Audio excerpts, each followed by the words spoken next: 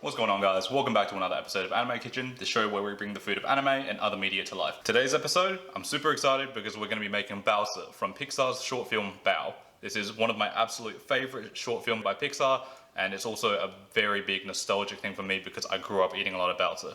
So, with all that being said, aprons on, let's go. As you may be able to see by the ingredients in front of me, we're not just making one type of bao today, we're making two. Along with the pork mince bao that we see in the short, we're also going to be making my personal favourite, Char Siu bao. For this, we're going to need star anise, sesame oil, hoisin sauce, rock sugar, Shaoxing wine, oyster sauce, and red soybean paste. Into a large mixing bowl, we're going to add in 1 tablespoon of hoisin sauce, attempt to measure 1 tablespoon of oyster sauce before giving up and shaking the bottle, 1 tablespoon of Shaoxing wine, 1 tablespoon of red soybean paste, which really doesn't want to come out of the spoon, 4 star anise, and 1 teaspoon of sesame oil. Now let's talk about our rock sugar. This is very common in Chinese cooking and it's made from unprocessed sugarcane, and it looks beautiful. As the name implies, it's also hard as a rock, so the best way to deal with this is to put into a plastic bag and break it down with something solid.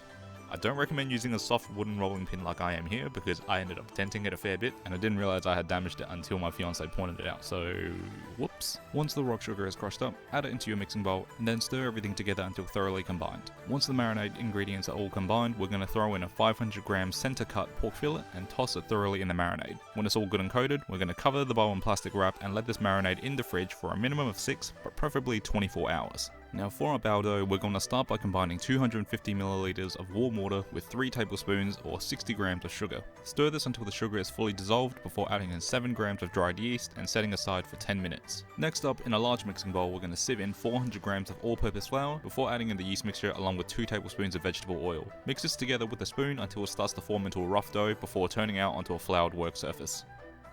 Now we're going to knead this for 8 to 10 minutes or until the dough becomes smooth and elastic. If the dough feels too wet or dry at any point, you can just add in 1 tablespoon of flour or water at a time. After 10 minutes of kneading, your triceps have had a good workout and you should be greeted with a beautifully soft and smooth dough. Oil up a large bowl and place your dough back in before tossing and turning it to completely coat it in oil. Cover the bowl and set aside in a warm place for 2 hours or until the dough has doubled in size. Now because the dough needs 2 hours to rest, this is a perfect time to focus on our fillings. Firstly, we're going to be making a classic pork mince filling, which is the same recipe that we used for our gyoza episode a few weeks back. You can check out that episode by clicking the eye in the top right corner. We're going to start by finely slicing 1/8 of a Chinese cabbage before cutting into small bite-sized pieces, about ½ centimeter. Toss the cabbage and salt, place into a sieve over a bowl and let this stand for 10 minutes to extract excess moisture and bitterness from the cabbage.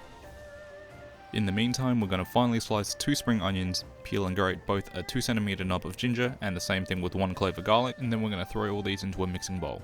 Squeeze out excess moisture from the cabbage and add that into the bowl along with 250 grams of pork mince, and then we're going to season this with ½ a teaspoon of salt, 1/4 teaspoon of sugar, ½ a tablespoon of Shaoxing wine, 1/4 teaspoon of sesame oil, and 1/4 teaspoon of white pepper.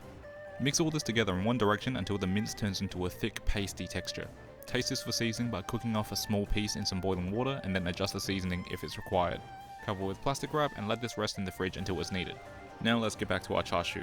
Fill a tray with 2½ cups or 650 milliliters of boiling water and place it at the bottom of an oven that has been preheated to 220 degrees Celsius. Next we're going to line a baking tray with some foil before topping with a wire rack.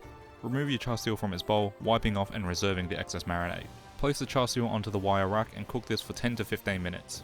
Remove from the oven and baste the char siu on both sides with the reserved marinade before returning to the oven and lowering the temperature to 180 degrees. Cook the char siu for an additional 8 to 10 minutes before removing from the oven again and allowing to cool for 2 to 3 minutes. While the pork cools down slightly, we're going to make a very simple glaze using 2 tablespoons of maltose that has been loosened with 1 tablespoon of hot water. Now we're going to brush the glaze onto both sides of our char siu before placing under a hot grill for 5 minutes or until the edges of the pork get some nice charring. Remove from the grill and allow the pork to cool down for 5 to 10 minutes before cutting. Cut the char siu lengthwise into ½ centimeter strips before cutting each of those strips lengthwise in ½ centimeter intervals. Dice the pork again in ½ centimeter intervals and then treat yourself to a little taste of the char siu since you've been working hard and definitely deserve it. Do a little shimmy because you're excited for Baozi, and then we can head over to the stove. To a frying pan over medium-high heat, we're going to add in a splash of oil before adding in our pork. Then to the pan, we're also going to add in 3 teaspoons of Shaoxing wine, 1 teaspoon of sesame oil, 2 tablespoons of oyster sauce, 2 teaspoons of soy sauce, and 3 teaspoons of sugar. Stir this together until well combined and the sauce is thick and glossy, about 2 minutes. Once everyone in the pan looks like they've gotten to know each other, we can turn off the heat and set this aside until we're ready to assemble. Moving back to our dough, it has now fully rested and doubled in size. Give it a few tender strokes before giving a good smack to release the air. Now my dough was still quite sticky, so I'm going to heavily flour my work surface before turning out the dough and then dusting the top of that with a bit of additional flour. Next you want to form and press the dough into a disc before making a well in the center and adding in 1.5 teaspoons of baking powder. Not baking soda like I accidentally did here. Seriously, I'm going to pay for this later. Please make sure that you use baking powder. Bring the edges of the dough to the center before pinching the seams closed, and then we're going to knead this for an additional 2 or 3 minutes just to distribute all of the baking powder. This is going to help our bao get extra fluffy and soft once it's steamed. When the baking powder is well kneaded into the dough, we're going to again pat this down into a disc before puncturing a hole into the center to make the dough into a donut. Get your hands into the center and begin rotating it to stretch out the dough.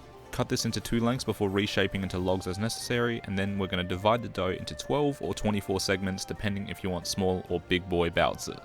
Keep your dough covered to prevent it from drying out, and then working with one piece at a time, we're going to roll out the dough from the edges to the center to form a circle that is either 7 cm in diameter for a small bun or 12 cm in diameter for a big bun. Then with your filling of choice, you're going to add in 1 teaspoon of filling for a small bun or 3 teaspoons of filling for a big bun. Now we can move on to the folding. Starting with the style from the short, we're going to begin by creating 1 pleat with the edge of the dough like so, and then we're going to slowly work our way around the bao, tucking the filling underneath the wrapper as required until we make it to the end. When you make it to the end, give the pleats a good twist to ensure that they stay together, and then with a little luck and some practice, you'll have a perfect little bao. If you're truly blessed, this bao will actually become your child, as this is the traditional way in which Chinese children are born.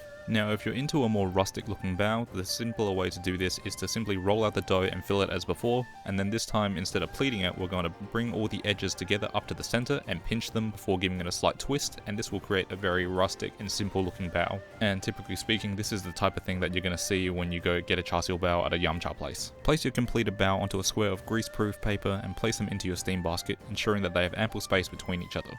Place your steam basket over a pot of simmering water and steam these bao for 15 minutes before turning off the heat and allowing the buns to rest for 5 minutes. And after the longest 20 minutes of your life, you can remove the lids and be greeted with the beautiful sight of freshly steamed baozi.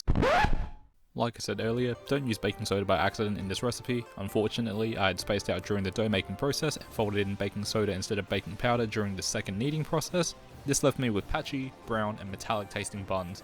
So, I scraped all the filling out of the remaining baozi and remade the dough the next day. Learn from my mistakes, make sure you use baking powder, and then after steaming, you'll actually be greeted to the sight of beautiful, fluffy baozi. After making that mistake last night and having a minor breakdown, I'm just going to take a moment to enjoy how nicely this batch came out. Now, I know I'm not wearing my usual attire, but it's been a very long couple of days and my apron is a complete mess, but at least I'm keeping in theme with the red hoodie instead. My choice of clothing aside, we finally have a plate of baozi from PIXAR'S Bao, so let's dig in. The bao themselves have a great fluffy texture and mild sweetness to it, which is beautifully contrasted by the savoury saltiness of the pork mince filling. Now for the Char Siu bao, again, soft, fluffy, sweet bun, but this time with the similarly sweet, slightly smoky charred flavour of the Char Siu pork, an absolute classic. If you guys have the time, I would definitely recommend making both of these types of baozi at home. As always guys, thanks for watching today's episode. If you enjoyed it, let me know by dropping a like down below, and let me know in the comments what food from anime and other media you want to see me make in the future. Subscribe to the channel for more weekly content, and until then, roll up your sleeves, slap on an apron, and I'll see you in the anime kitchen. Peace.